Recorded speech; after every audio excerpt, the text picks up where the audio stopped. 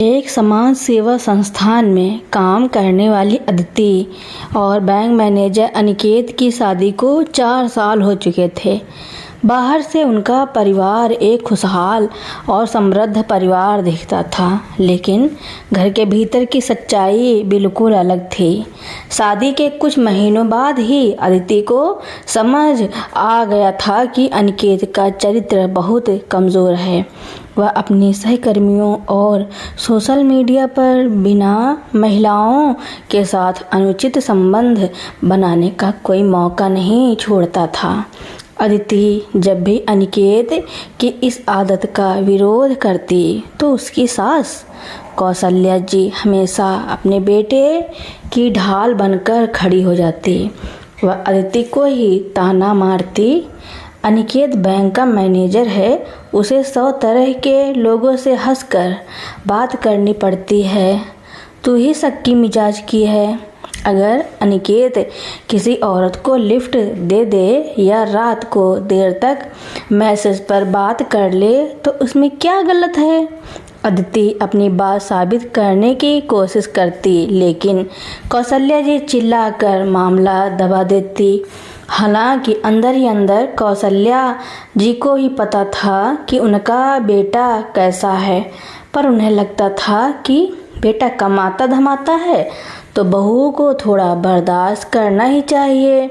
अदिति जब अपने मायके वालों से इस बारे में बात करती तो उसके पिता कहते, बेटा पुरुष थोड़ा चंचल स्वभाव के होते हैं, तू थोड़ा सब्र रख, घर परिवार पर ध्यान दे।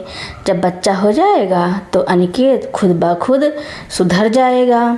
बात को आगे बढ़ाएगी तो तेरे छोटे भाई का करियर और शादी दोनों प्रभावित होंगे। समाज में हमारी इज्जत का सवाल है। अदिति समझ चुकी थी कि उसके मायके और ससुराल दोनों के लिए अपनी झूठी सामाजिक इज्जत उसकी आत्मसम्मान से ज़्यादा कीमती थी। हद तो तब हो गई जब अनिकेत अपनी ही शाखा की एक नई कर्मचारी के साथ शहर के दूसरे हिस्से में फ्लैट लेकर रहने लगा। जब अदिति ने इसका विरोध किया तो हंगामा मचाया तो कौशल्या जी ने उल्टा अदिति पर ही आरोप लगा दिया, तू अपने पति को बांध कर नहीं रख पाई तो इसमें मेरे बेटे की क्या गलती। कोई भी आदमी घर में कलेश देखकर बाहर ही रास्ता तलाशेगा। कुछ महीनों बाद जब उस लड़की ने अनिकेत का आर्थिक फ़ायदा उठाकर उसे छोड़ दिया तो अनिकेत रोता हुआ घर लौटा और अदिति के पैरों में गिरकर माफ़ी मांगने लगा। परिवार के दबाव में अदिति ने उसे माफ़ कर दिया, लेकिन यह बदलाव सिर्फ 3 महीने चला। अनिकेत ने फिर एक नई महिला के साथ अफेयर शुरू कर दिया। इस बार अदिति ने ठान लिया कि वह ना तो हंगामा करेगी और ना ही किसी के सामने रोएगी। वह आर्थिक रूप से आत्मनिर्भर थी और अब उसने कानून और समझदारी का सहारा लेने का फैसला किया। अनिकेत की जब इस दूसरी महिला से भी अनबन हुई तो वह घर वापस आया तो उसने फिर से वही पश्चाताप का नाटक शुरू किया। इस बार अदिति ने बेहद शांत रहकर अनिकेत के सामने एक पारिवारिक संपत्ति के बंटवारे और वित्तीय निपटारे का लीगल ड्राफ्ट रखा, जिसमें लिखा था कि अनिकेत अपनी गलती के हर जाने के रूप में अपना व्यक्तिगत फ्लैट अदिति के नाम ट्रांसफ़र कर रहा है। अनिकेत को लगा कि संपत्ति का कागज़ देकर वह अदिति का विश्वास फिर जीत लेगा और बाद में सब संभाल लेगा। इसलिए उसने बिना पढ़े और सोचे समझे दस्तखत कर दिए। कागजात पर दस्तखत होते ही अदिति ने अगले ही दिन पुलिस में अनिकेत और उसकी सास के खिलाफ मानसिक उत्पीड़न और व्यभिचार का मुकदमा दर्ज करवा दिया और साथ ही अदालत में तलाक की अर्जी दाखिल कर दी। ससुराल और मायके दोनों पक्षों के लोग शन्न रह गए। कौशल्या जी और अदिति के माता पिता ने अदिति को घेर लिया। उसके पिता ने कहा, यह क्या नादानी है, तू कोर्ट कचहरी में परिवार की थू थू करवा रही है, लोग क्या कहेंगे। अदिति ने बेहद शांत और गंभीर आवाज़ में अपने पिता और सास से कहा, जब आपका बेटा बार बार मेरा चरित्र और मेरा आत्मसम्मान नीलाम कर रहा था, तब समाज की इज्जत कहाँ गई थी। आपने मुझे हमेशा सहने की सलाह दी, लेकिन आज मैं यह रिश्ता अपनी शर्तों पर ख़त्म कर रही हूँ। अनिकेत ने कागज़ों पर दस्तखत करके अपनी गलती स्वीकार कर ली है और अब वह संपत्ति भी मेरी है। अनिकेत चिल्लाया, तूने मेरे साथ धोखा किया है। अदिति ने उसकी आंखों में देखते हुए कहा, धोखा मैंने नहीं, तुमने अपने हर वादे के साथ किया था। मैंने बस तुम्हें तुम्हारी भाषा में जवाब दिया है। अदिति अपना सामान उठाकर अपने नए आशियाने की तरफ बढ़ गई। उसके मायके और ससुराल वाले खामोश खड़े देखते रह गए, क्योंकि वे जानते थे कि अदिति ने इस बार कोई बचकाना हंगामा नहीं, बल्कि अपने स्वाभिमान की रक्षा के लिए एक ठोस कानूनी और मानसिक फैसला लिया था। अदिति के जाने के बाद घर में सन्नाटा छा गया। कौशल्या जी और अनिकेत को लगा था कि यह सिर्फ गुस्से में उठाया गया एक कदम है और 2-4 दिन में जब अदिति के पिता उस पर दबाव डालेंगे तो वह वापस लौट आएगी। लेकिन अदिति अब वह पुरानी सहने वाली औरत नहीं रही थी। अगले ही दिन अनिकेत के पास बैंक के हेड ऑफिस से बुलावा आया। अदिति ने केवल पुलिस और कोर्ट में ही मामला दर्ज नहीं कराया था, बल्कि उसने अनिकेत के बैंक के आंतरिक अनुशासनात्मक प्रकोष्ठ में भी अनिकेत द्वारा सहकर्मियों के साथ किए गए अभद्र व्यवहार और वित्तीय धोखाधड़ी के पक्के सबूत सौंप दिए थे। बैंक प्रबंधन ने अपनी छवि बचाने के लिए अनिकेत को तुरंत निलंबित कर दिया और जांच बैठा दी।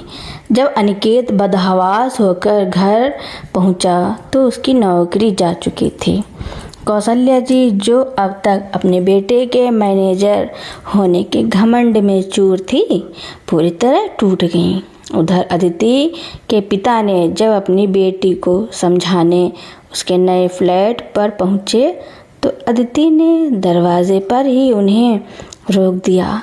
अदिति ने बहुत ही शांत स्वर में अपने पिता से कहा, पापा, जब मुझे आपकी ज़रूरत थी तब आपने समाज और भाई बहनों की शादी की दुहाई देकर मुझे एक चरित्रहीन इंसान के जुल्म सहने के लिए छोड़ दिया।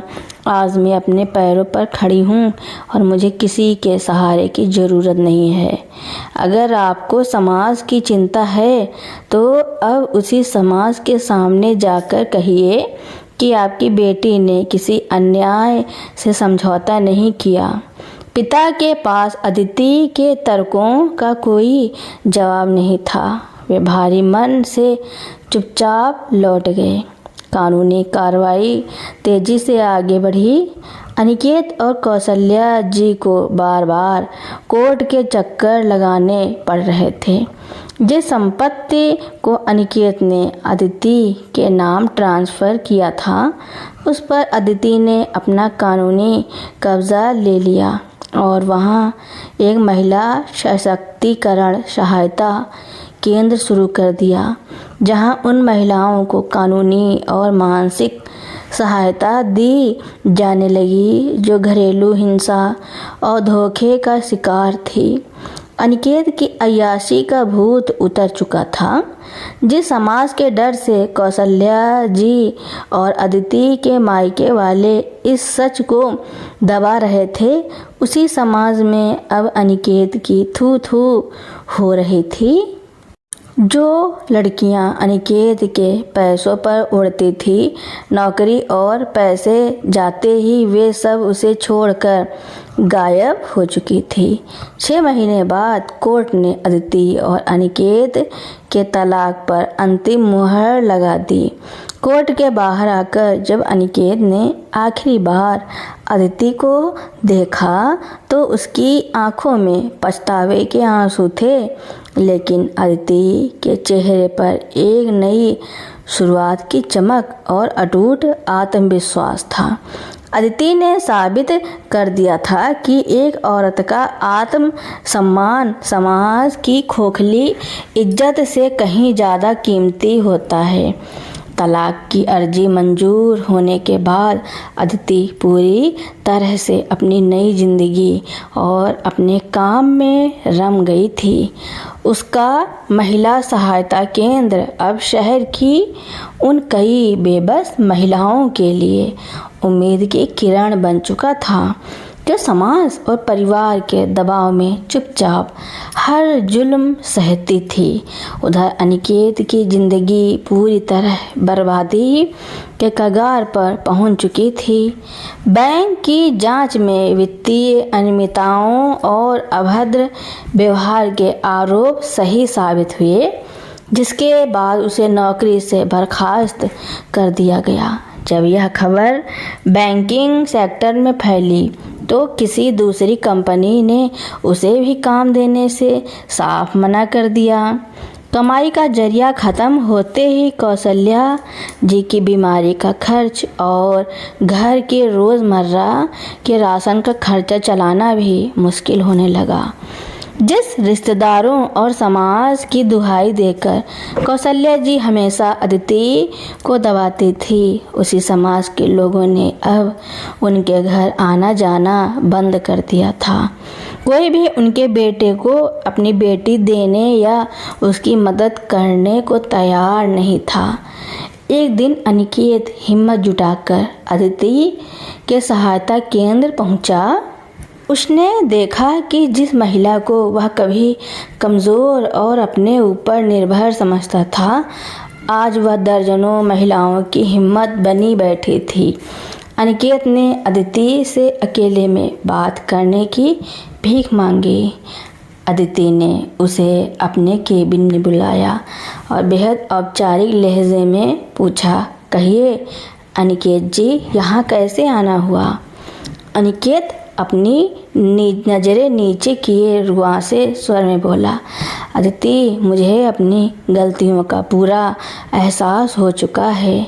मेरी नौकरी चली गई है, माँ बहुत बीमार रहती है और समाज में हमारी कोई इज्जत नहीं बची।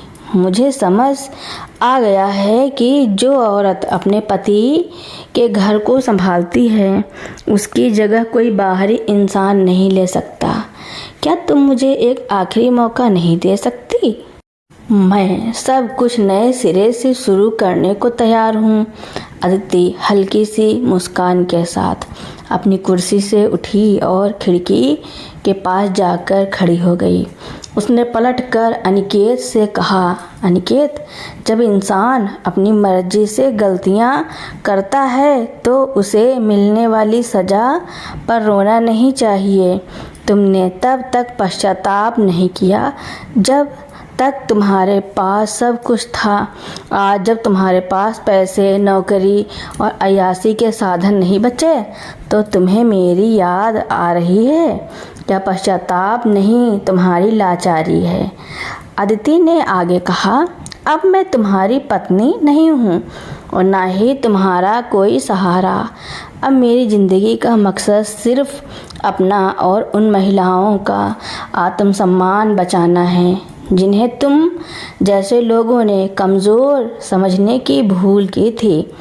अनिकेत बिना कोई जवाब दिए अपना सिर झुकाए भारी कदमों से वहाँ से बाहर निकल गया। कुछ दिनों में अदिति के सहायता केंद्र की बहादुरी और काम की चर्चा राज्य स्तर पर होने लगी।